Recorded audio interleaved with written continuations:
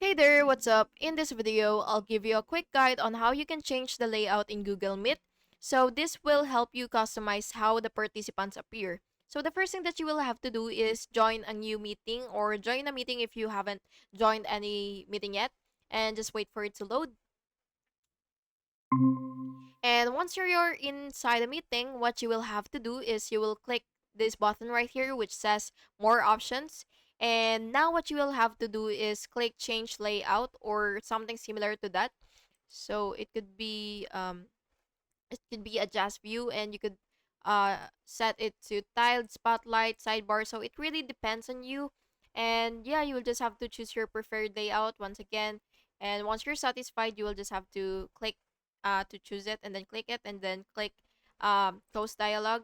And then your layout changes will apply immediately, and it will affect how you see participants on your screen.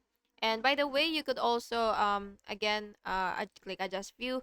You could also use tiled if you want to see multiple participants at once. And spotlight focuses on the current speaker, which is right here.